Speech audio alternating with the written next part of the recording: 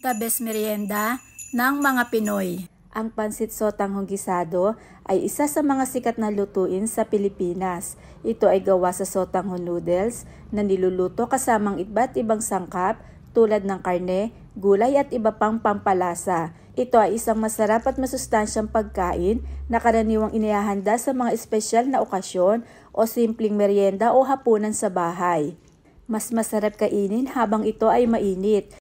Ang banana Q ay isang sikat na street food sa Pilipinas. Ito ay saging na saba na niluluto sa mantika at asukal. Ang banana Q ay isang paboritong merienda ng maraming Pilipino. Sa halagang 10 to 20 pesos ay maaari mo na matikman at ma-enjoy ang tamis at sarap nito. Ang banana Q ay meron din mga pagkakaiba, depende sa panlasa at hilig ng mga tao. Maaari rin itong lagyan ng iba't ibang toppings tulad ng cheese, condensed milk o chocolate syrup. Pero para sa akin, ang asukal ay sapat na. Ang bibingka ay isang paboritong pagkain sa Pilipinas lalo na tuwing Pasko.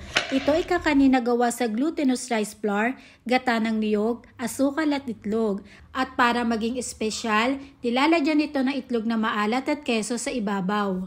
Ang bibingka ay tradisyonal na pagkain ng mga Pilipino na simbolo ng pagkakaisa at kaligayahan sa tuwing may mga espesyal na okasyon. Kinakain na may bagong kudkod na niyog at masarap i-partner sa tsaa o kape.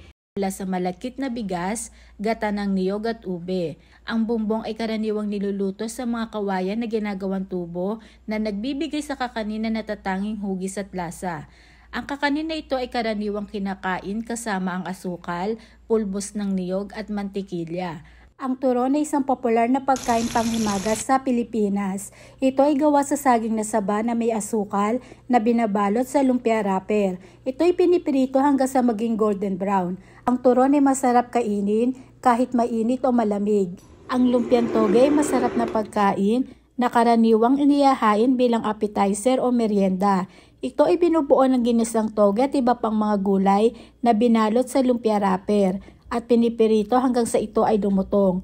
Ito ay kinakain na may sawsawang suka at masarap ding i-partner sa kape. Ang pansit palabok ay isang uri ng pansit na ginagawa gamit ang bihon noodles.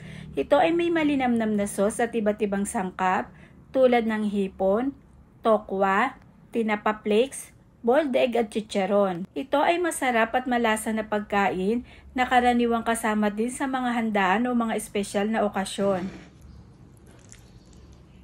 Sino ba naman ang makakatanggi kapag ganito na ang nakahain? Tara mga igan, kain po tayo!